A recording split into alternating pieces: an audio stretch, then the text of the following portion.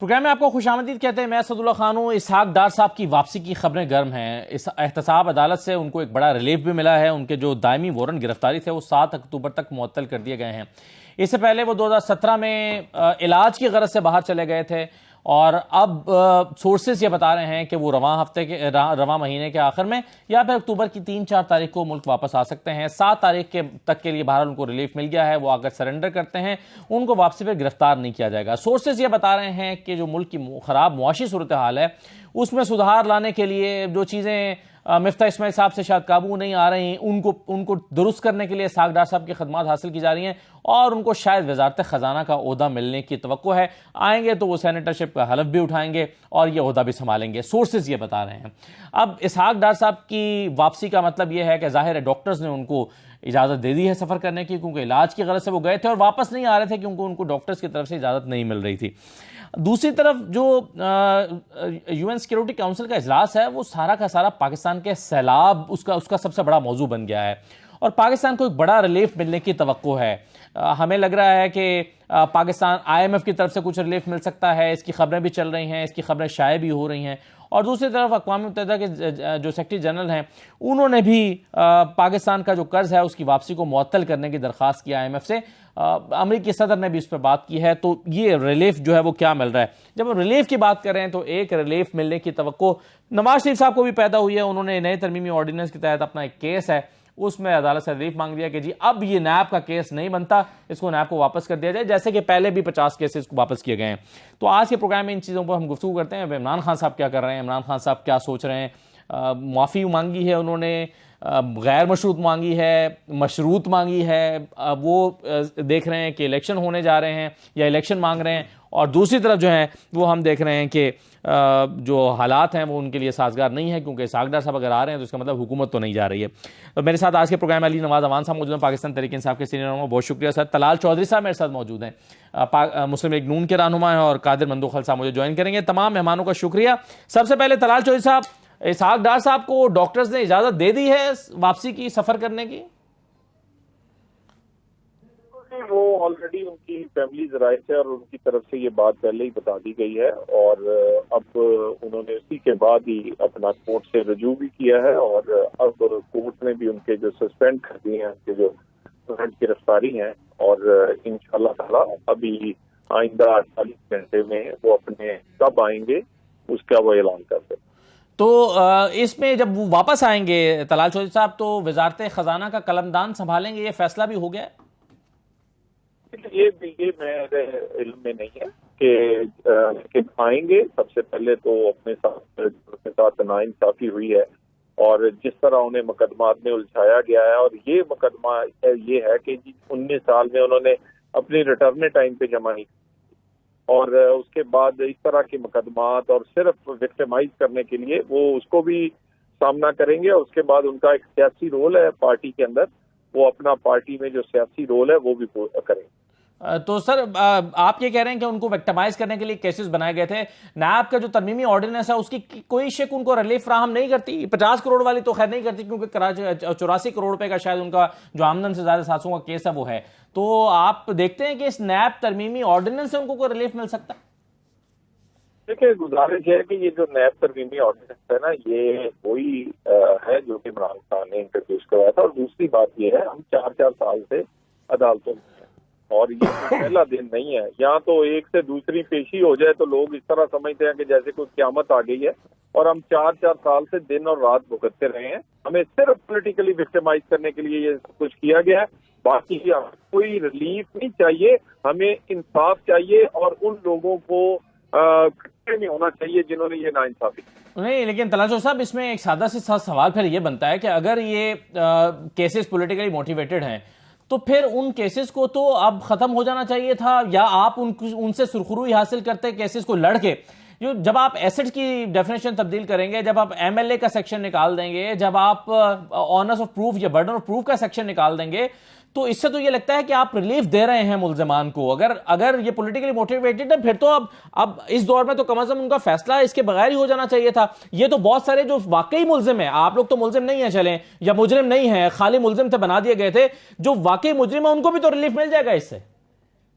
میرا خیال ہے کہ جب سے نیب بنی ہے ذرا مجھے نکال کے بتا دیں کتنے سیاستدانوں کو سزائیں ہوئی ہیں اور کتنے سیاستدانوں کو. اس وقت تو مشرف بھی ایک دفعہ عروج پہ تھے, اس وقت تو قانون بھی کالا قانون تھا, اور قانون اور تھا بھی کوئی نہیں, اور ایل ایف او اور پی سی او کے حلف اٹھائے ہوئے تھے تمام لوگوں نے, اور اس سب ہوئی ہیں.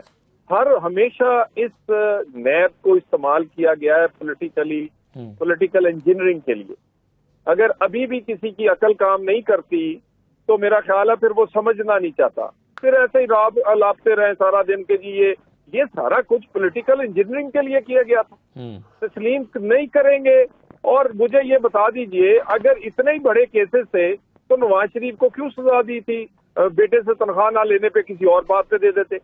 بات یہ صرف پولیٹیکل انجینئرنگ کے لیے نیب استعمال ہوئی ہے, اور وہ نہیں ہونا چاہیے تھا. باقی انصاف کا نظام کتنا اچھا ہے پاکستان میں وہ سب کو پتا ہے. تو آپ کو اب یہ تو نہیں لگ رہا کہ پولیٹیکل انجینئرنگ جو ہے وہ عمران خان کے خلاف بھی ہو رئی ہے؟ ایف آئی اے کے کیس عمران خان کو میں نے کہا تھا کہ وہ جج کا نام لے کے دھمکی دے, یا عمران خان کو نون لیگ نے کہا تھا کہ توشہ خانہ سارا کھا جانا اور اپنے ایسٹس میں شو نہ کرنا, اپنی ریٹرن میں شو نہ کرنا, یا عمران خان کو ہم نے کہا تھا کہ اپنے گھر والی کو کہو کہ ہیرے لے لے, یا عمران خان کو ہم نے کہا تھا کہ آپ اس طرح کرو کہ وہ 40 ارب روپیہ ہے وہ کھا جانا اور باقی اپنے اس سے کوئی ڈیل کر لینا. تو یہ کوئی پولیٹیکل انجینئرنگ نہیں ہے. پولیٹیکل انجینئرنگ وہ ہے جو احسن اقبال کے سامنے نظر آئی, جو استاد رفیق پہ نظر آئی, جو خواجہ آصف پہ نظر آئی, جو شہباز شریف پہ نظر آئی, جو اب اسحاق ڈار پہ نظر آ رہی. صحیح ہے, چلیں میں بہت ساری باتیں ہو گئیں. علی نواز صاحب ایک تو یہ بتائیے پہلے کہ اسحاق ڈار صاحب واپس آ رہے ہیں, اس کا مطلب حکومت تو کہیں نہیں جا رہی, آپ الیکشن مانگ رہے ہیں. اچھا, جو آپ نے ان سے بات کی نا طلال سے, اب وہ آپ نے بڑی اچھی بات, اور اگر یاد ہو طلال جو بات کر رہا تھا, اگر وہ کس زمانے میں پاکستان کے پرائم منسٹر کے جہاز میں بیٹھ کے بھاگے تھے, عمران خان تو نہیں تھے پرائم منسٹر 2017 میں. اچھا 2017 میں خاقان عباسی تھے میرے پرائم منسٹر. خاقان عباسی کی تیاری میں بیٹھ کے حکومت ان کی تھی, ان کو بتا دیں. اور یہ اسحاق ڈار ہیں کون, تھوڑا پتہ چلنا چاہیے. پاکستان کی عوام بیچارہ کے اتنے مسائل ہیں, وہ باتیں ان کی یاداشت تھوڑی ہے. یہ اسحاق ڈار صاحب وہ ہیں جن کو آئی ایم ایف جس کے لیے لایا جا رہا ہے, ان کو آئی ایم ایف نے ان کو فائن کیا تھا 99. ٹریبیون کی خبر لگی تھی کہ جادوگر اسحاق ڈار, میں آپ کو فارورڈ کر دوں گا, اور کہتے ہیں فیکٹس جو فگر فاجنگ میں جادوگر ہے اسحاق ڈار, اور اس کے پہ آئی ایم ایف کو جو رپورٹ دی تھی اس میں اتنے لوپ ہولز تھے اور اتنی فاجنگ ہوئی تھی, انہوں نے ان کو فائن کر دیا تھا. یہ اسحاق ڈار صاحب کون ہے؟ ایمرجنگ مارکیٹس میگزین چھپتا ہے سنگاپور میں, اور اس کو انہوں نے اپنے آپ کو تاج پہنوائے تھے حسن اقبال اور انہوں نے, اور کہ آئی ایم ایف نے کہا ہے کہ سب سے ایمرجنگ جو مارکیٹس ہیں پاکستان کی, وہ سب کانٹیننٹ کی, وہ پاکستان, اس میں سب سے آگے پاکستان ہے. اور پاکستان کے جو فائنانس منسٹر ہیں اس کے لیے ان کے لیے اسپیشل ایوارڈ دیا گیا. اگر وہ واپس آ کے ڈالر کو 180 پر لے میں بتاتا ہوں آپ کو, میری بات تو اس میں مفتاح اسماعیل صاحب کو اعتراض ہے یا آپ کو اعتراض؟ نہیں, میں بات کر رہا ہوں, ٹھیک ہے, اعتراض نہیں ہونا چاہیے, اچھی بات ہونی چاہیے. تو انہوں نے کہا, انہوں نے جو انکوائری کی تو 5 اسٹیٹ فنڈڈ پاکستان کی کمپنیوں نے اس کو فنڈ کیا ہوا تھا اس ایڈیشن کو, اور آئی ایم ایف نے اس سے اپنے آپ کو دور کر لیا کہ ہم نے یہ کام نہیں کیا.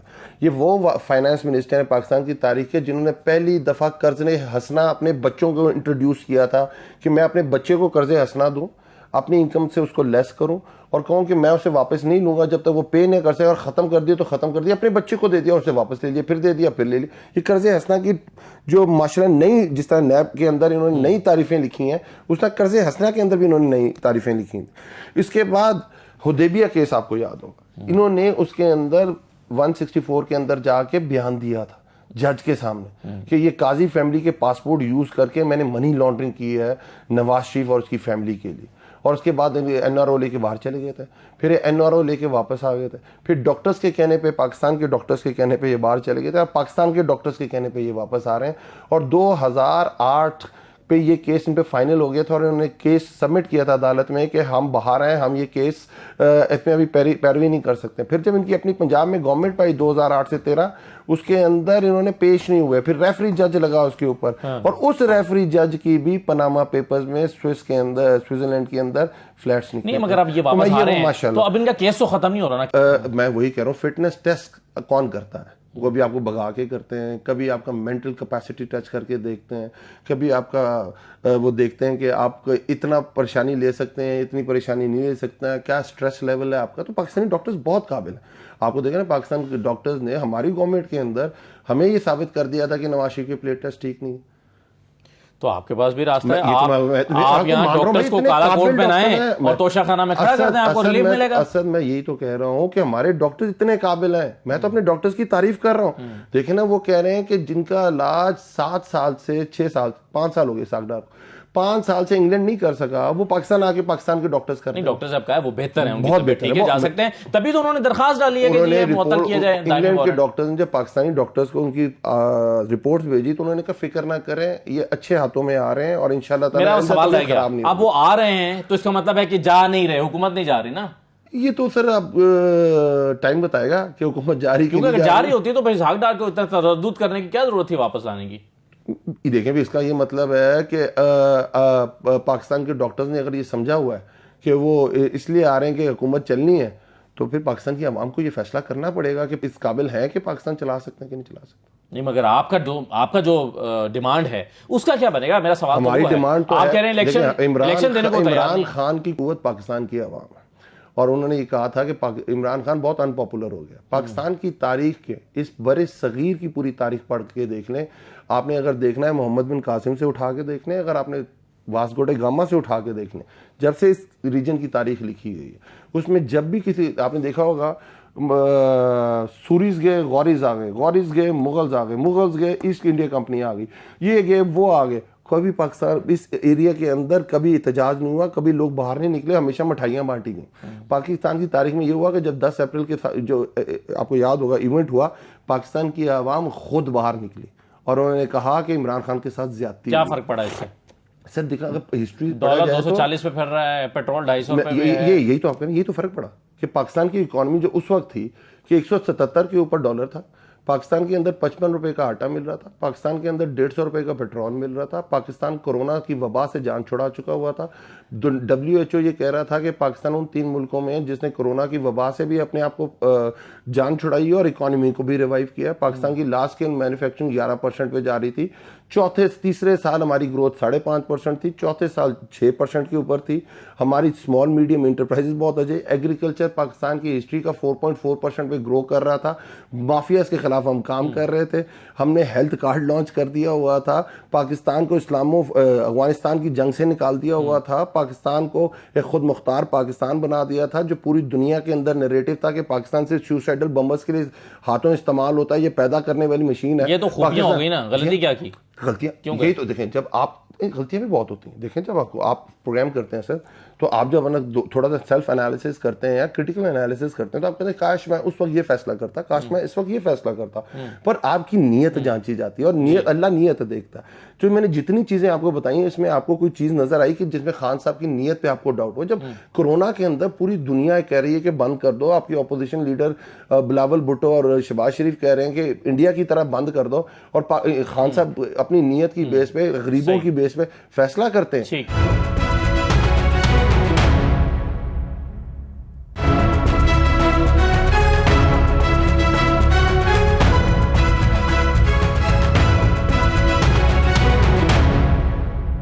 دوبارہ آپ کو خوش آمدید کہتے ہیں. اچھا, ایک چیز تو نواز صاحب, ایک ریلیف ملنے کا امکان ہے جو اس وقت اقوام متحدہ میں ڈسکس ہو رہا ہے. تمام اقوام متحدہ خود بھی سفارش کر رہا ہے ملکوں سے, انہوں نے پاکستان کو قرض دے رکھا ہے, IMF سے بھی سفارش کر رہا ہے کہ پاکستان کے قرض کی, اور یہ بجٹ میں ہم نے رکھا ہوا ہے 511 ارب روپے کا ڈیٹ فائنینسنگ کے لیے اس وقت اس سال مختص کیا ہے. تو اگر 511 ارب روپے کا ایک ریلیف آ جاتا پاکستان کے لیے تو شاید گورنمنٹ کے لیے بھی کافی ایک سکون کا سانس ہوگا اس کو لینے کے لیے, تو چیزیں بہت بہتر ہو جائیں گی. آپ اس وقت معیشت کی سیاست کر رہے ہیں, اس وقت اس سے میں سوال کر رہا ہوں کہ چیزیں تو بہتر ہو جائیں گی ہوپفلی. اچھا اللہ کرے, ہم تو کہتے ہیں پاکستان کے حق میں جو چیز بہتر ہو, اور ہم تو اس کے ساتھ, ہم تو کبھی انسٹیبل نہیں کرنا چاہتے. میں تھوڑا سی بات کرنا چاہتا ہوں. بڑی آج کی جو آپ نے خبریں بتائیں انٹرنیشنلی آئی ہیں, آج انٹرنیشنل مارکیٹ نے سکوک بانڈ کی ریٹنگ ایشو کی ہے پاکستان کی, جو اس سال میچیور ہونے جا رہا ہے. اور انہوں نے جب ہماری حکومت گئی تھی, جو اس کا ریٹنگ آ رہی تھی وہ 7%, 4 to 7% کے بیچ میں تھی, کہ اس کی ڈیفالٹ ریشو 4 to 7% ہے, جو نتھنگ ہے, کچھ بھی نہیں ہے. جب ہماری حکومت گئی, ان کی گورنمنٹ آئی, وہ 23% پہ گئی, پھر وہ 40% پہ گئی, کیونکہ وہ اگلے مہینے میچیور ہونے جا رہا ہے. اب اس کی انہوں نے 113% انہوں نے کہا کہ ڈیفالٹ ہونے کا خطرہ ہے. یہ آج انٹرنیشنل مارکیٹ نے ریئیکٹ کیا. آج انٹرنیشنل مارکیٹ میں یہ خبر آ رہی ہے کہ اینجلینا جو ہمارے secretary general of United nations ہیں, وہ یہ کہتے ہیں جب میں پاکستان گیا تو ادھر زیادہ پروٹوکول کے زیادہ ایشو تھے، اور پاکستان کے جو گورنمنٹ ہے ان کا سیلاب کی طرف کوئی دھیان نہیں تھا. جو اسپیشل سیکیورٹی یونٹ ہے وہ کس طرح میرے پاس پہنچا اور وہاں کس طرح تصویریں کھنچوائی گئی اور کس طرح اپنے آپ کو پروموٹ کیا، اس سے پاکستان کی کیا عزت ہوئی پوری دنیا کے اندر. آپ کے سامنے انجلینا جولی پچھلی دفعہ بھی پاکستان آئی تھی، اور پاکستان کے اندر اس وقت یوسف رضا گیلانی پرائم منسٹر تھے، اور انہوں نے جا کے اپنی کتاب میں یہ ذکر کیا کہ میں یہ ایکسپیکٹ نہیں کر سکتی غریب ملک سے جس کے ملک کے لوگ پانی کے نیچے رہ رہے ہیں، پانی میں تباہ ہو کے رہ گئے ہیں، اور ان کا پرائم منسٹر اب اسپیشل جہاز میں اپنی فیملی کو بلاتا ہے اور اب میرے ساتھ ان کو ملوانے کے لیے پرائم منسٹر ہاؤس میں ایک تقریب رکھتا ہے.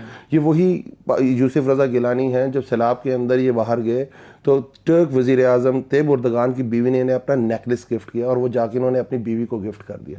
یہ پاکستان کی پکچر ہے، یہ کریڈیبلٹی ہے اس موسٹ کرپٹ ٹولے کی جو اس وقت ٹھہرا ہوا. پر جو آئی ایم ایف دیکھیں دنیا کا، ہمارے پروگرام جب ہم تھے تو اس وقت جس وقت ہماری حکومت آئی تھی پاکستان کے حالات اس سے بھی برے تھے. پاکستان کا جو کرنٹ اکاؤنٹ ڈیفیسٹ، پاکستان کے پاس ڈالرز نہیں تھے پے کرنے، وہ دینے کتنے تھے؟ وہ 20 ارب ڈالر دینے تھے. پاکستان کے جو فورن ریزروز تھے وہ 8.5 ارب سے 9.5 ارب ڈالر کے درمیان تھے. پاکستان کا جو ٹریڈ ڈیفیسٹ تھا کہ امپورٹ اور ایکسپورٹ کا جو گیپ تھا وہ 64 ارب ڈالر تھا. پاکستان کی جو ریمیٹنسز تھی وہ 18.5 ارب ڈالر پہ ٹھہری ہوئی تھی، اور پاکستان کی جو ایکسپورٹ تھی وہ پیپلز پارٹی کے دور سے بھی کم ہو کے 25 ارب ڈالر سے 23.5 ارب ڈالر. گراؤنڈ مضبوط تھی، اور اگر اتنی گراؤنڈ مضبوط تھی تو آتے ہی کیا ہو گیا؟ کیسے ہو گیا؟ میری بات ہوتا یہ تھے آپ، یہی تو بات ہے کہ آپ کی پریورٹی کیا. اصل جب آپ کی پریورٹی ہے کہ آپ آئے ہیں پاکستان کی عوام کے لیے نہیں آئے، آپ نعرہ تو یہ لگا رہے ہیں کہ مہنگائی ہوئی ہے، آپ یہ کہہ رہے ہیں کہ ایڈمنسٹریشن اچھی نہیں ہے. صحیح.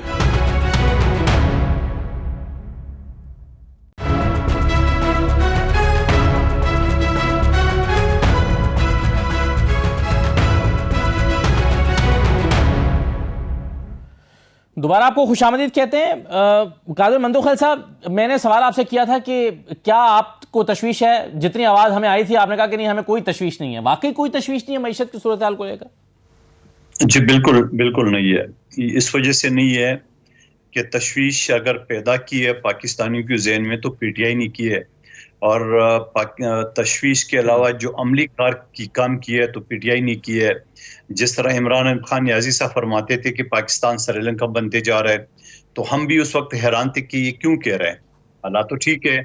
پھر اس کے بعد انہوں نے کہا کہ اب پاکستان جو ہے نا وہ 3 ٹکڑے ہو جائیں گے خدا نخواستہ. ہم نے اس کی بھی سوچا کہ یہ کیوں ایسا کہہ رہے ہیں، ایسا کوئی صورتحال نہیں ہے. اور عملی طور پہ جہاں ان کا شوکت ترین کا اور جھگڑا کا اور محسن لغاری کا ٹیلی فون جو ہے نا وہ دنیا کے سامنے آ گئے، جہاں لغاری نے ان کو یہ بھی کہا کہ ہم اگر منع کر دیے آئی ایم ایف کو، یعنی ایگزیکٹلی منڈے کو آئی ایم ایف کے ساتھ معاہدہ طے ہونے والا تھا اور سیٹرڈے کو یہ ٹیلی فون ان کی پکڑی گئی ہے. تو سوال یہ ہے کہ انہوں نے تو پورا پاکستان کو ڈبونے کا خدا نخواستہ یا پاکستان کی معیشت کو تباہ کرنے کا، ایون کہ ان کے وزیر خزانہ نے یہ بھی بولا جو پنجاب کا محسن لغاری نے کہ یہ کوئی ریاست کے خلاف تو نہیں ہوگا. تو شوکت ترین نے ان کو بتایا کہ اگر یہ ہمارے لیکن وہ تو ناکام ہو گیا نا. 1.1 ارب ڈالر آ گئے مندوخیل صاحب، اور وہ ڈالرز آنے کے باوجود بھی پاکستان میں روپی پیرٹی کا کوئی فرق نہیں پڑا، بلکہ اور ہی صورتحال خراب ہوئی ہے اس کے بعد. اور پھر یہ انرجی پرائسز کا مسئلہ، یہ ڈالر کا مسئلہ، یہ تو پہلے سے پیدا ہو گیا تھا اس ٹیلی فون کال کا. وہ تو چلے ہیں اس پر تو الگ سے معاملات چل رہے ہیں. دیکھیے آپ نے سوال کی ہے تو سوال کا جواب تو یہی میں آپ کو جو مکمل آپ نے نہیں کرنے دیا ہے. میں یہی چیز کر رہا ہوں کہ انہوں نے ہر طرف سے کوشش کی ہے کہ ان کے آئی ایم ایف کے ڈیل کی جو خلاف ورزی کی ہے، جہاں سے ہمارا لانگ مارچ شروع ہو گیا بلاول بھٹو صاحب کا، تو 2 دن بعد آئے اوگرا کی جو سمری تھی 8 روپے بڑھانے کی اس کو ختم کر کے 10 روپے مزید کم کری، تو وائلیشن کر دی ہے.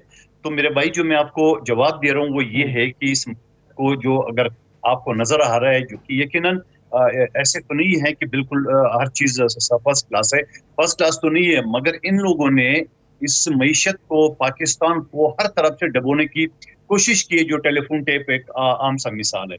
دوسرا جو علی نواز صاحب فرماتے تھے کہ ہم بڑے اچھے کام کیے، 4-6 کام نے گنوائے، تو ذرا ان 4-6 کاموں میں جو کاغذی کام جو انہوں نے بنائے تھے، جو ہیلتھ کارڈ کی بات کی، آپ کو یہ سیلاب زدگان کی یہ ہیلتھ کارڈ کہیں نظر آ رہا ہے آپ کو جنوبی پنجاب کا، سندھ تو چلو پہلے بھی اس کو نہیں مانتے تھے، بلوچستان میں خود اپنی صوبے پختونخوا میں جہاں 9-10 سال سے حکومت ہے وہاں کو یہ صحت کارڈ نظر آ رہے ہیں. نمبر 1 بات. دوسرا انہوں نے کہا کہ عالمی اداروں نے WHO نے پاکستان کی تعریف کی، تو یہ بھی ان کو یاد دلاؤں کہ عالمی اداروں نے سب سے پہلے WHO نے جو تعریف کی وہ وزیر اعلیٰ سندھ مراد علی شاہ کی ہے، جس نے کورونا سے نمٹنے کے لیے جو عملی اقدامات کیے، کہ وفاقی حکومت نہیں مان رہی تھی، بعد میں وہ وزیر اعلیٰ سندھ کی بلاول بھٹو کا جو فارمولا تھا اس کو فالو کیے، تو یقیناً پھر عالمی ادارہ نے پورے پاکستان کی تعریف کی، ورنہ اس سے پہلے سندھ کی تھی۔ اس کے علاوہ میں ایک چیز بتاؤں کہ انہوں نے اپنی 3.5 سال میں جو باتیں کی ہے کہ ہم یہ کرپشن وہ ساری باتیں تو ایک بھی آپ کو عملی طور پہ نظر نہیں آ رہا ہے۔ یقیناً نواز شریف صاحب کا جو کیس ہے وہ بھی کوئی کرپشن نہیں ہے، بیٹے سے تنخواہ نہ لینی فلاں، اور جس جج کے ذریعے انہیں یہ فیصلہ کر رہی ہے اس جج کا کیا اثر ہوا اور جو ویڈیو سامنے آ گئی وہ بھی آپ کے سامنے ہے، جس کے قانون کی نظر میں اس کی کوئی حیثیت نہیں ہے۔ سوال یہ ہے کہ 3.5 سال میں جو کچھ کر رہے تھے، آپ ایک بھی مجھے پریکٹیکل کام بتا دو جو انہوں نے کیا۔ ہاں یقیناً گوگا گوگی کی کرپشن کی داستانیں، یقیناً توشہ خانہ کی 58 آئٹم غائب، یعنی ایسا لگ رہا تھا جیسے وہ کوئی سپر مارکیٹ بندہ صبح روز جاتا ہے شاپنگ کر کے آ جاتا ہے، کوئی فری میں اٹھاتا ہے، کوئی 20% جمع کرتی، یعنی دندہ بنا لیا پورے، جیسا کوئی آپشن کی گاڑی کو ڈینٹ پینٹ کر کے بازار میں بیچتے، اور خدا کا خوف کار۔ اس کے علاوہ الیکشن کمیشن کا جو ججمنٹ ہے، بظاہر تو یہ خوش ہو رہے، خوشیاں منا رہے، مگر اسی ججمنٹ کو انہوں نے چیلنج کیے جس میں تمام چیزیں 350 کمپنیوں سے جو پیسے لیے، اپنی جو دفتر کے مخصوص چپڑاسی کی بات کر رہے تھے، اپنی دفتر کی 4 چپڑاسی جو نکل ہے، جن کے اکاؤنٹ سے 70 کروڑ 71 کروڑ نکل ہے، ان کی بات نہیں کرے۔ سوال یہ کہ ابھی تک تو ان کے خلاف احتساب شروع نہیں ہوا ہے، جب احتساب شروع ہوگا تو آپ دیکھیں گے ان کے داستانیں کہاں تک پہنچے گی۔ کیوں نہیں احتساب شروع کر رہے؟ ہاں یقین کرپٹ لوگوں کو تو فوری طور پر سزا دینی چاہیے قوم کا پیسہ کھانے کے جرم میں۔ جی بالکل ہونا چاہیے، اور یہی رانا ثناء اللہ کو اسمبلی مجھ سے سوال کر رہے ہیں جی، اسمبلی کے فلور پہ میں نے آپ ریکارڈنگ اٹھا کے دیکھ سکتے ہو، اسمبلی کے فلور پہ میں نے رانا ثناء اللہ کو یہی چیز کہا ہے، آپ کب تک منہ دیکھتے رہیں گے، کب تک آپ ان چیزوں کو دیکھ رہے ہیں، جتنی ساری کلیئر کٹ وائلیشن ہے۔ رانا ثناء اللہ صاحب سے آپ نے کہا ہے کہ کیسز بنائیں، کیسز کیوں نہیں بنا رہے، تو ایک چھوٹا سا بریک لے لیتے ہیں جی، بریک کے بعد واپس آتے ہیں، تو پھر علی نواز امان صاحب سے پوچھتے ہیں کہ کیوں نہیں کہ رانا ثناء اللہ صاحب جو تیار ہوئے بیٹھے ہیں ان کے خلاف کرنے کے لیے ربر کی گولیاں تیار کر کے، اس کا دفاع یہ کیسے کریں گے اور اسٹریٹجی کیا ہے۔ بریک کے بعد واپس آتے ہیں۔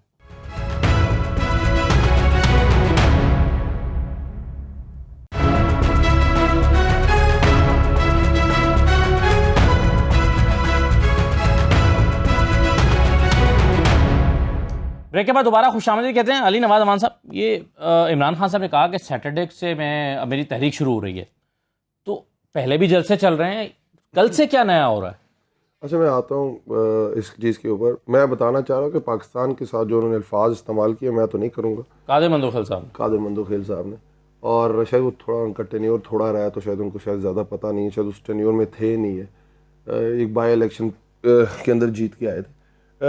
مجھے یاد پڑتا ہے جب ہم IMF ہماری حکومت آئی تھی تو یہ سارے ہمیں کہتے تھے کہ ملک 6% پہ گرو کر رہا ہے اور آپ کو IMF پہ جانا پڑے گا، اگر آپ کو یاد ہو خاقان عباسی صاحب دیر کر رہے ہیں، آپ دیر کر رہے ہیں، اس پہ بڑی چارج شیٹ کیا تھا اسد عمر صاحب، اور اس کے بعد ہم گئے اور جو IMF ہمیں 9 مہینے پہلے کہہ رہا تھا، جو ان کو بات کی جو انہوں نے مان لی اور ہم نے نہیں مانی تھی، کہ آپ نے گیس ہائیک کرنی ہے 55% پہ، آپ ڈالر کو فری فلو پہ لے کے 200 روپے پہ لے چلے جائیں، الیکٹریسٹی پرائسز میں آپ 50 روپے یونٹ کر دیں، آپ پیٹرول کی پرائسز اسی طرح اوپر کر دیں، اور جو چیز ہم نے نہیں مانی تھی، ہم نے 9 مہینے خود اپنے میجرز لیے تھے اور پاکستان کو بڑا اسٹیبل کر دیا تھا ایک سال۔ مگر وہ آپ نے اسٹیٹ بینک کو انڈیپینڈنٹ کیا تھا، میں بتا رہا ہوں نہیں بہت ساری بات، کیونکہ جو ہم نے اسٹیٹ بینک کو آٹونومی دی تھی اور جو IMF کے اس کے باقی FATF کی ریگولیشنز تھیں وہ ہمارے تیسرے سال میں ہوئی تھی، میں آپ سے بھی پہلے سال کی بات کر رہا ہوں، اور اس کے بعد جب ہم IMF پروگرام کے ساتھ چلے گئے ان کی بہت ساری شرائط تھی، جس میں سے ایک شرائط یہ بھی تھی کہ آپ نے اسٹیٹ بینک کو آٹونومی دینی ہے، آپ نے FATF کی جو ریگولیشنز ہے اس کو پاس کرنا ہے، اور مجھے یاد کرتا ہوں کہ احسن اقبال صاحب ہی ہیں، یہ بھی ڈاکٹری شاید کہلواتے ہیں اپنے آپ کو، احسن اقبال صاحب اسپیکر کے سامنے گئے تھے اور انہوں نے کہا تھا کہ آپ نے پاکستان کو IMF کی غلامی کے اندر دے دیا، آپ نے اسٹیٹ بینک کو گروی رکھ دیا ہے IMF کے پاس، آپ نے جو FATF کے اندر جو ریگولیشنز ہم لے کے آئے تھے، جو منی لانڈرنگ پہ بہت زیادہ ایک چیک تھا، پاکستان کے لیے بہت اچھا ہوا تھا، کیونکہ آپ یہ دیکھیں نا اب ریمیٹنسز کہاں پہنچ گئی ہوئی ہیں، پہلے وہ بلیک کے تھرو آتی تھی، ہنڈی کے تھرو آتی تھی، تو اس کے اندر انہوں نے قومی اسمبلی کے اندر اس کا بائیکاٹ کیا تھا اور سینٹ کے اندر اس کو ریجیکٹ کرایا تھا، کیونکہ یہ میجورٹی کے اندر، پھر ہم نے جوائنٹ سیشن بلا کے اس کو پاس کرایا تھا، یہ وہی IMF ہے جس کی یہ بات کر رہے ہیں، ہم نے بھی اسے ڈیل کیا تھا، اور ہم جب IMF کی ڈیل کے اندر گئے تھے پاکستان کے اندر اسٹیبلٹی آئی تھی.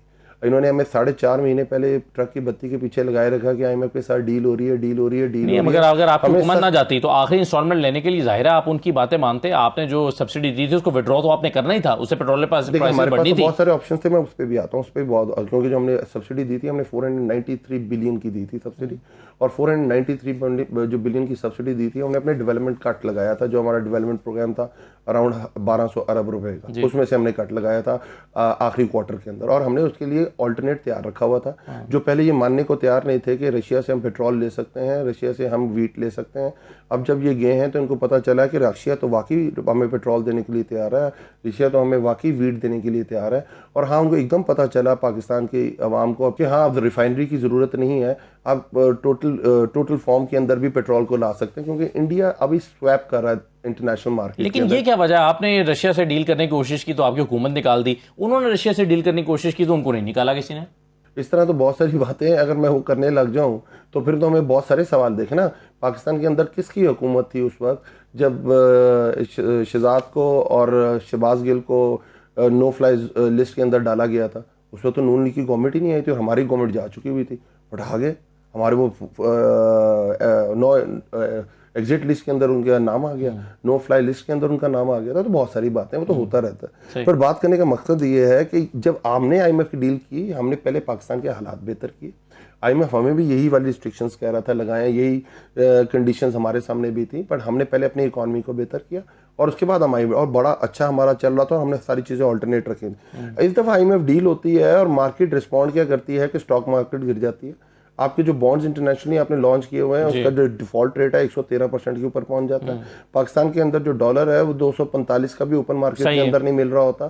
اور ابھی دنیا کے اندر پیٹرول سستا ہو رہا ہے, پیٹرولیم پروڈکٹ سستی ہو رہی ہیں اور پاکستان کے اندر مہنگی ہو رہی ہیں. وہ تو ظاہر ہے وہ IMF کے ساتھ 50 روپیز کی لیوی لگانی ہے نا, آپ نے بھی 30% کی ڈیل کر رہے تھے ان کے ساتھ. ہم نے کیا کہا, پلان کیا تھا آپ نے 30% کی ڈیل. اصل بھائی اگر سن تو لیا کریں نا, تھوڑے فیکٹس ہے فگر, یہ کوئی جھٹلا نہیں سکتا. سیاسی باتیں چلیں آگے پیچھے ہو جاتی ہیں.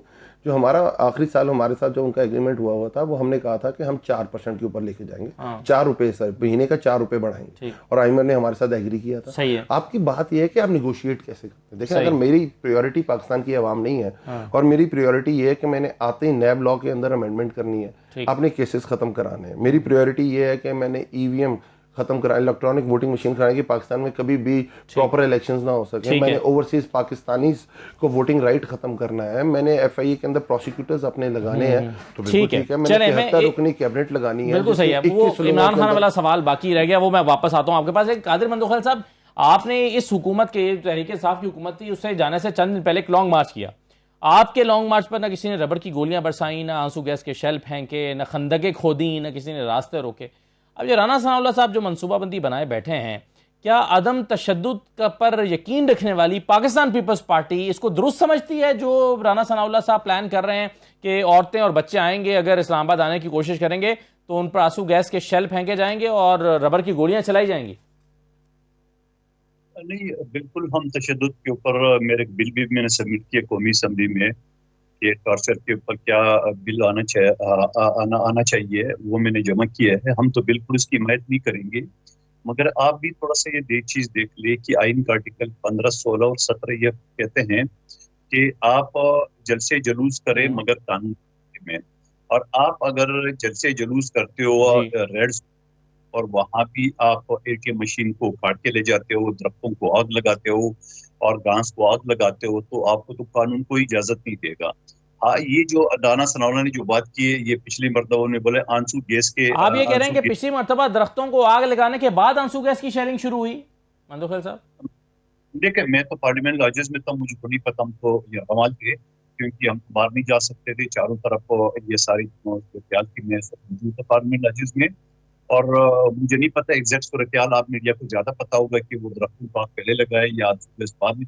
لیکن پھر ایک چیز اور بھی آپ کو یاد ہوگا کہ یہی لوگ گئے تھے سپریم کورٹ میں, ایسی جو میں نے آرٹیکل 17, 16 کا حوالہ دیا ہے, سپریم کورٹ نے کہ نا اس کو اجازت دی اور اس کو یہ کہا کہ آپ H95 میں آپ کو وہاں پہ پروگرام کر لیں جلسے جلوس کر کے. خود بابر اعوان صاحب نے باقاعدہ ریٹن پہ دیا تھا, لیکن اس کے باوجود عمران خان نیازی صاحب نے اس کی وائلیشن کی اور وہ چوک پہنچے. لیکن پھر اچانک کیا ہوا ہے, ایسی کون سی ڈاکٹر کے یہ نئی ڈاکٹرین علی نواز صاحب نے نکالے ہیں ڈاکٹرین کی ڈاکٹر کی, یہ کون سے ڈاکٹر کے نقصہ یہ ہے کہ وہ چلی بھی گئے اور 6 دن کا کے گئے اور 6 دن ابھی 5 مہینے میں اس کے پورے بھی نہیں ہوئے. دوسری بات یہ کہیں وہی ڈاکٹر تو نہیں ہے کہ عارف علوی نے ڈاکٹر سے ملاقات کے لیے ٹائم رکھا اور بن بلائے عمران خان نیازی صاحب کو بلایا تھا اور وہاں وہ بے نتیجہ اور میرے خیال میں غصے کے عالم میں, ناراضگی کے عالم میں وہ ملاقات جو ہے نا وہ 2 منٹ بھی جاری نہیں رہی. غالباً یہ اسی ڈاکٹر. سوال یہ ہے ساری صورتحال کی کہ یقیناً ہم تو اس چیز کو مخالفت کر رہے ہیں جو آپ کا سوال تھا تشدد کی اور وائلیشن کی, لیکن تھوڑا سا آئین بھی پڑھنا چاہیے کہ آئین بھی آپ کو اس چیز کی اجازت نہیں دیتا ہے کہ آپ جلسے جلوس کرو, ہر جگہ کرو, یقیناً کرو, مگر آپ کو سرکاری املاک کو خاص طور پہ درختوں کو تو جنگ کی حالت میں بھی آگ نہیں لگا جاتا ہے, تو وہ درختوں کو آگ آپ کے سامنے کی بات کی ہے. اور پھر یہ بھی کسی نے کہا کہ یہ تو نون لیگ والے تھے, تو بھائی آپ کی ہزاروں یا لاکھوں لوگ کے بیچ میں لیکن منظور خان صاحب سوال وہی ہے نا, پہلے سے کیسے حکومت کو پتا ہوتا ہے کہ جو کراؤڈ آ رہا ہے یہ درختوں کو چونکہ آگ لگانے آ رہا ہے اور اس لیے ہم اس پر آنسو گیس کی شیلنگ کریں گے اور اس کے راستے روکیں گے. یہ تشدد کی طرف تو کنٹینرز لے کر جاتے ہیں نا جو راستہ روکتے ہیں. آپ کا سوال بالکل درست ہے اپنی جگہ پہ, میں اسے ایگری کرتا ہوں, لیکن جو لا اینڈ آرڈر کی صورتحال جو ادارے بناتے ہیں وہ یہ ساری چیزیں کیپٹن اپنے ساتھ رکھتے ہیں. اور کیا آنسو گیٹ پاکستان کا صرف بی چوک میں چلے ہیں, 4 صوبوں میں جہاں وائلیشن ہوتی ہے, جہاں جلوس ہوتا ہے اس کے اوپر ہوتے ہیں, کیا ٹی ایل پی کے لوگوں کے اوپر انہیں گولیاں نہیں برس آئی ہے, کیا تو ڈائریکٹ یہاں تو ربڑ گولیوں کی بات آپ کرے ہو, وہاں تو ڈائریکٹ. بالکل ٹھیک ہے, یہ آپ کی میں بالکل صحیح ہے. میں 2-3 چیزیں جو ہیں وہ علی نواز صاحب آپ مجھے یہ بتائیں, آپ کا ایک ٹریک ریکارڈ ہے کہ آپ پی ٹی وی پہ حملہ کرتے ہیں, آپ درختوں کو آگ لگاتے ہیں, آپ پولیس اہلکاروں پر تشدد کرتے ہیں, اسی لیے جب آپ کہتے ہیں کہ ہماری کال پرامن ہے تو کوئی آپ کی بات ماننے کے لیے تیار نہیں ہوتا اور آپ کے اوپر ربر کی گولیاں تیار کرتا ہے. اچھا, میں جس پیپلز پارٹی کو جانتا ہوں وہ پیپلز پارٹی آتی ہے حکومت میں 2008 کے اندر, اور 2009 میں جیو کو بند کر دیا جاتا ہے. 2008 20 کا ہوتا ہے یا 2000, شیرین امان صاحبہ منسٹر ہوتی ہیں اس وقت, اور وہ استعفیٰ دے دیتی ہیں کہ گورنمنٹ ہماری اور آپ نے ایک چینل کو آفر کر دیا. اس وقت پاکستان کے اندر عمران خان کی تقریر دکھانے پہ یا تحریک انصاف کا موقف پیش کرنے پہ ایئر وائی کو آفر کیا گیا, جی این این کو آفر کیا گیا, پیپلز پارٹی کو سپورٹ نہیں کرتے, بول کو آفر کیا گیا. تو پاکستان کے یہ صحافی جن کا بڑا نام ہے, اور آپ ان سے اختلاف رکھ سکتے ہیں, آپ کا سیاسی حق ہے, آپ کا یہ آپ کے اوپر ہے آپ کس طرح کس چیز کو لیتے ہیں. ایاز امیر صاحب کے اوپر حملہ کیا گیا, سمیع ابراہیم کے اوپر جس طرح حملہ کیا وہ آپ کے سامنے ہے. ارشد شریف صاحب کو ملک چھوڑنے پہ مجبور کر دیا گیا, صابر شاکر کو ملک چھوڑنے پہ مجبور کر دیا گیا, کئی صحافیوں کو ان کے چینلز کو کہہ کے ان کی نوکری ختم کرا دی گئی. تو مجھے بتائیے کہیں آپ نے سنا ہو اسمبلی کے اندر آواز اٹھی ہو, کسی اسٹینڈنگ کمیٹی میں اٹھی ہو, کوئی پریویلیج موشن ہوا ہو, کوئی چلیں سندھ میں ان کی گورنمنٹ ہے وہاں کوئی ریزولوشن ہی پاس کر دیتے. تو وہ تو پیپلز پارٹی ختم ہو گئی. اب تو پیپلز پارٹی ایک ٹولہ بنا ہوا ہے جس کا سٹیک ہے پاکستان کے اندر چوری ڈاکہ اور یہ ساری چیزیں کرنے کا, اور وہ اسی سمت کے اندر ان کا آگے. پھر انہوں نے کہا کہ سپریم, جی بالکل ہے سپریم کورٹ کا آرڈر ہے ہمارا. آپ نے بات کی کہ ہم نے پی ٹی وی پہ حملہ کیا, اس وقت بھی آپ کے سامنے ہے وہ 126 دن کا دھرنا تھا, اور 126 دن کے دھرنے کے اندر آپ مجھے بتا دیں کوئی گملہ بھی اس وقت ٹوٹا ہوا اس انسیڈنٹ سے پہلے. ہمارے ساتھ ہم اکیلی پارٹی نہیں تھے, طاہر القادری صاحب بھی ہمارے ساتھ تھے. اس کے بعد ہم نے وزیرستان, تشدد تو ہے ہی نہیں, دیکھیں اب جو چیز غلط ہے وہ غلط ہے. میں 126 اس کے بعد وزیرستان مارچ ہوا, آپ کو سامنے ہم وزیرستان مارچ میں. اس کے پاکستان کے اندر 26 سال سے عمران خان صاحب سیاست کر رہے ہیں. ہم جب پہلی دفعہ بش آئے تھے نا پاکستان, تو اس وقت بھی ہم نے میاں والی کے اندر احتجاج کیا تھا. ہمارے کرنل ہیں وہ فاروق صاحب, ان کو وہ اندر کر دیا گیا تھا. ہم یہ کہہ رہے ہیں ہم تو پرامن لوگ ہیں اور ہم چاہتے ہیں. اس کے بعد جو سپریم کورٹ کے جو آرڈرز ہیں, تو یہ بلاول بھٹو نے وہ کانپے ٹانگنے والی تقریر کہاں کی تھی؟ وہ H9 میں کی تھی, انہوں نے F9 کے اندر کی تھی, انہوں نے کنونشن سینٹر کے اندر. وہ تو ڈی چوک نہیں تھا, وہ کیا تھا؟ وہ ڈی چوک تھا. مسئلہ یہ ہے کہ کانپے ٹانگتی کیوں. اور پاکستان کے جو اس وقت کی امپورٹڈ رجیم ہے اس کو یہ پتا ہے اگر کوئی اسٹریٹ پاور کسی پارٹی کے پاس ہے تو وہ تحریک انصاف کے پاس ہے, اور وہ ان کو وہ اس چیز سے کیوں اس کو استعمال نہیں کر رہے. آپ کل کیا کرنے جا رہے ہیں؟ تحریک کا آغاز کیسے ہو رہا ہے؟ تحریک کا آغاز کل سب سے کل ہمارا پورے پاکستان کے اندر ایک مہنگائی جو پاکستان کے اندر ایک امپورٹڈ مہنگائی آئی ہوئی ہے امپورٹڈ رجیم کی وجہ سے، اس کے خلاف ہم اپنے احتجاج رجسٹر کرنے جا رہے ہیں، اور پاکستانی ساری عوام کو ہم نے کہا ہے مختلف پوائنٹس کے اوپر کہ آپ نے وہاں اکٹھے ہونا ہے اور اپنے آپ کو جو جمہوریت کے اندر ہوتا ہے۔ ہم مجبور وزیر اعظم سے ملاقات کریں، ہم قومی اسمبلی کے اندر دوبارہ چلے جائیں، ہم بائی الیکشنز کا بائیکاٹ کریں، ہم سندھ اسمبلی کے پی کے اسمبلی توڑ دیں، ہم سینٹ سے ریزائن کرتے ہیں، ہمارا مطالبہ ہی کیا، اور مطالبہ کیا ہے الیکشنز کرائیں۔ مگر اسٹریٹجی کیا اس کے لیے؟ اسٹریٹجی دیکھیں، اسٹریٹجی یہی ہے کہ ہم نے عوامی پریشر بڑھانا، سمپل ایز دیٹ۔ اس وقت پاکستان کی جلسوں سے تو رزلٹس نہیں نکلتے، تو اس لیے ہمیں لانگ مارچ کی شاید کال دینی پڑے، بالکل آئے گی، اب شاید اس سے پہلے آپ کو کوئی سرپرائز مل جائے، اسحاق پہلے آئیں گے یا کال پہلے آئے گی؟ نہیں، شاید اسلام آباد سے پہلے کہیں کی کال آ جائے، شاید اس سے پہلے اسلام آباد کے علاوہ کہیں اور کی بھی کال آ سکتی ہے، کہیں بھی بھائی کوئی بھی اسٹریٹجی ہو سکتی، کہیں بھی کال آ سکتی ہے۔ لاہور کی کال دیں گے آپ؟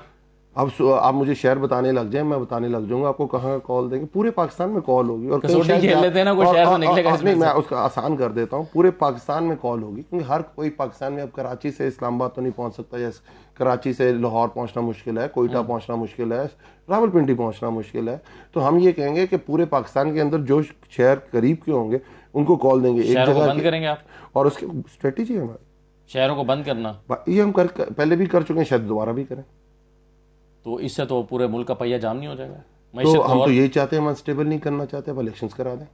پی ڈی ایم کیا کہتی تھی؟ 4.25 سال یہ سلیکٹڈ ہے، یہ غیر آئینی حکومت ہے، یہ چوری کے ووٹ سے بنی ہے، 156 سیٹوں والا باہر بیٹھا ہوا ہے۔ دوران کوئی اگر 25 شہروں سے، جو کہ آپ کے زمانے میں ایک مذہبی تنظیم بھی کرتی تھی، تو اگر وہ بند کر دیں اور کہیں کہ اب ہم نے چونکہ بند کر دیا پورے پاکستان کو، اب ہمارا مطالبہ ماننا ہے، تو کیا آپ مانتے؟ Simple as that. اگر آپ اس مذہبی تنظیم کی جس کی بات کر رہے ہیں تو ان کو تو آج روڈ پہ ہونا چاہیے تھا، اور کہ فرانس کے سفیر کو نکال دیا جائے، اور جب فرانس کے سفیر سے ملاقاتیں ہو رہی ہوں اور وہ کچھ نہ کر رہی ہو، تو پھر آپ کو پتہ تو چل جائے گا نا کن کے کہنے پہ وہ آئے۔ اگر ان کو بھی وہ روڈ پہ لانا چاہتے ہیں تو لے آئیں، ہمیں تو اس میں کچھ نہیں ہے۔ مجھے تو بتائیں نا، کیا اس وقت فرانس کے سفیر کو نکال دیا گیا؟ کیا اس وقت فرانس کے جو پرائم منسٹر ہے ان سے ملاقاتیں ہو رہی ہیں کہ نہیں ہو رہی؟ بڑی خوشگوار موڈ کے اندر۔ کہاں ہے وہ مذہبی جماعت؟ کہاں بیٹھی ہے وہ مذہبی جماعت؟ اب کیا ہو گیا ان کو؟ کیوں نہیں نکل رہے؟ پہلے تو وہ کہہ رہے تھے کہ 1 منٹ دو، اسلامو فوبیا پہ جب خان صاحب نے پوری دنیا کے اندر کمپین چلائی، پوری دنیا کو اس چیز پہ راغب کیا، 15 مارچ یہ دن مقرر ہوا کہ پوری دنیا میں اسلامو فوبیا کے خلاف دن مقرر کیا تھا، اس پہ تو وہ مذہبی جماعت نے کوئی ہمیں اپریشیٹ نہیں کیا، کوئی کسی قسم کا بیان نہیں آیا۔ تو بھائی ہماری اسٹریٹجی بہت اوپن ہے، ہمارا مطالبہ ایک ہے، اسٹریٹجی بہت زبردست ہے، ہم کچھ بھی کر سکتے ہیں، ہم دھرنا بھی دے سکتے ہیں، لانگ مارچ بھی کر سکتے ہیں، اسمبلیاں بھی توڑ سکتے ہیں، شہر بھی لاک ڈاؤن کر سکتے ہیں، بہت ساری چیزیں کر سکتے ہیں۔ اور جہاں تک رانا ثناء اللہ کی بات ہے، وہ ایک مذائقہ خیز کریکٹر ہیں پاکستان کی سیاست کے، وزیر داخلہ ہیں سر، مذائقہ خیز وزیر اعلیٰ نا، مجبور وزیر اعظم ہو سکتا ہے تو مذائقہ خیز وزیر داخلہ نہیں ہو سکتا۔ وزیر داخلہ کو کبھی پاکستان کی یہ سنا ہے کبھی کسی وزیر داخلہ کو کہ پاکستان کی اپنی عوام کے اوپر، جو فلسطین کے اوپر اسرائیل جو ڈرون یوز کرتا ہے شیل اور ربڑ بلٹس مارنے کے لیے، وہ لے گا پاکستانی عوام کے اوپر خود استعمال کرنے کے لیے؟ مذائقہ خیز ہے نا، شرمناک ہے۔ اور ان کو میں صرف ایک بات کر دینا چاہتا ہوں، اور وہ بات یہ ہے کہ وہ ہمیں کہہ رہے ہیں ہمیں بہت دھونی دیں گے، وہ اپنی دھوتی بچا کے رکھیں، انشاءاللہ تعالیٰ دھونی دیتے دیتے ان کی دھوتی نکل جائے گی۔ منتو خیل صاحب، یہ آپ یہ بھی کہہ رہے تھے علی نواز وان صاحب کہ آپ کی نے کبھی نہ تشدد کے خلاف کوئی موشن موو کی ہے، نہ کہیں آواز اٹھائی ہے، نہ صحافیوں کے آواز دبانے کے خلاف کوئی آواز اٹھائی ہے۔ یہ پیپلز پارٹی اتحاد میں آنے کے بعد کچھ بدلی سی پارٹی نہیں لگ رہی؟ اپنے جن اصولوں پر ہمیشہ کھڑی رہتی تھی ان اصولوں پر اب کھڑی نظر نہیں آتی؟ پہلے تو شکریہ علی نواز صاحب کا کہ جنہیں تعریف کے لیے پیپلز پارٹی کی آج ہی صحیح، اور آپ پہلے دن جو بے آرائی پہ پابندی لگی ہے یا اس کے لگی ہے ملک پہ، تو پیپلز پارٹی کی یعنی میت کرنا سرمندر ہو ہماری ترجمان پارٹی کی ترجمان کی طرف سے ان کی مذمت کی، اور یقیناً ہم نے اندرونی طور پہ اس کی پریشر بھی ڈالا ہے کہ اس کو بننا کیا جائے۔ میں ایک چیز جو میں نے سوال پہلے آپ سے کیا تھا، آپ نے کہا کہ اسٹریٹجی ہے، کچھ بھی ہو سکتی ہے، لیکن یہ کب ہے؟ آنے والے ہفتے میں ہے، 2 ہفتے بعد ہے، 4 ہفتے بعد ہے؟ انشاءاللہ تعالیٰ سپٹمبر میں، کیونکہ کہا یہ جا رہا ہے کہ جب تک آپ کو یقین نہیں ہو جائے گا کہ اب یہ حکومت کا جانا ہے کہ معاملات طے پا گئے ہیں، تب تک آپ کال نہیں دیں گے۔ پھر ہمیں 25 مئی کی نہیں دینی چاہیے؟ تو وہ تو آپ نے غلطی سے سیکھا بھی ہوگا، شاید اسی سیکھنے کی وجہ سے پاکستان اگر اس حال میں پہنچا ہوا ہے تو ان ریئلائزیشنز کی وجہ سے پہنچا ہوا ہے جن کی آپ بات کر رہے ہیں۔ ریئلائزیشنز دیکھیں، مسئلہ ہے کہ آپ کو اس کا حل ڈھونڈنا ہے۔ یہ کہ اس کی یقین دہانی آ گئی، اس کی یقین دہانی آ گئی، اس کی یقین دہانی آ گئی. ان یقین دہانیوں میں 70 سال میں پاکستان کہاں پہنچا ہوا؟ پاکستان کا اس وقت کیا حشر ہے؟ پاکستان کی کریڈیبلٹی کیا ہے اس وقت پوری دنیا کے اندر؟ پاکستان کو وزیر اعظم جاتا ہے اور جو بیانات دیتا ہے اور اس کے بعد دنیا اس پہ کیا ریئیکٹ کرتی ہے؟ دنیا کے اوپر ٹی وی شوز ہو رہے ہوتے ہیں ہمارے مجبور وزیر اعظم. آپ واپس آئیں گے، آپ IMF کے اس پلان میں ظاہر آپ کو جانا پڑے گا، آپ سب سے وڈرا نہیں کر سکتے، تو حالات کو کیسے ٹھیک کریں گے؟ دیکھیں پھر میں ایک بات کرتا ہوں اسد، آپ دنیا کمرشل بینکس ہیں، آپ کے مانیٹری فنڈز ہیں، آپ ان سے نیگوشیٹ کرتے ہیں، اپنے آپ کو پہلے ٹھیک کرتے ہیں، اپنی اکانومی کو جو بہتری لا سکتے ہیں اس کے اوپر بہتری لے کے آتے ہیں، اور اس کے بعد اسحاق ڈار صاحب کو تو میں نے بتا دیا آپ کو، وہ جو بیچارے جن کام کے لیے پاکستان کا جو سب سے بڑا المیہ ہوا نا، یہ کرپشن جہاں سے پوری طرح سٹارٹ ہوئی ہے، اکنامک ریفارم ایکٹ 1992 میں پاس کیا تھا، اور وہ پاس کرنے والے یہی موجد تھے اسحاق ڈار صاحب، اور اس میں انہوں نے کہا تھا کہ اب پاکستان میں جتنی مرضی دنیا کی فورن دولت لے آئیں آپ سے نہیں پوچھا جائے گا. اور اس کے بعد پاکستان سے ہنڈی سٹارٹ ہوئی تھی، یہاں چوری ہوتی تھی، پیسہ باہر جاتا تھا اور واپس پاکستان میں آتا تھا اور اسے کوئی چیز پوچھی نہیں جاتی تھی. ایک بات میرے دوست نے کی تھی، مجھے یاد نہیں رہی، بیچ میں طلال نے، ہم نے کیا کیا، ہم نے یہ کہا جو NCA کی ایک ڈیمانڈ تھی پاکستان کے اندر پیسہ آنا چاہیے، وہ پاکستان کے اندر پیسہ آیا. القادر یونیورسٹی کا عمران خان کے لیے، عمران خان کے بچوں کے لیے، تحریک انصاف کے لیے، باتیں اپنی جگہ مگر وہ آ رہے ہیں، اب آپ کیا کر سکتے ہیں. جی قادر مندوخیل صاحب ایکسپوز ہوتا ہے. جی قادر مندوخیل صاحب. جی بالکل، میں سمجھ رہا ہوں بہت ساری چیزیں تو انہوں نے بات کر لی ہے. صرف اتنی بات کہوں گا کہ جو بات انہوں نے بلاول صاحب بات کی ہے ٹانگے کانپنے والی، کیا وہ عمران خان صاحب کی ابھی ہفتہ پہلے وہ بات بھول گئے کہ جو ہے نا آٹا 200 روپے لیٹر مل رہا ہے، 100 روپے لیٹر مل رہا ہے. کیا جرمنی اور جاپان کی وہ چیزیں 1000 چیزیں ہیں، لیکن سلپ آف ٹنگ کو اس طرح مذاق کے طور پہ سلپ آف ٹنگ پہ تنقید نہیں کر رہے تھے، وہ اس کا ریفرنس دے رہے تھے. چلو جو بھی ہے چلو میں اس کو میں صرف اتنے کہوں گا آپ کو، میں صرف اتنے کہوں گا کہ بلاول صاحب نے جو ڈی چوک میں پروگرام کیا تھا وہاں کوئی سپریم کورٹ کی پابندی نہیں تھی. آپ کے اوپر سپریم کورٹ کی پابندی آپ کا ایفیڈیوٹ تھا کہ ہم نے H9 پارک میں جانا ہے. اور صحیح ہے، چلیں یہ بات آپ ذہن میں رکھیں.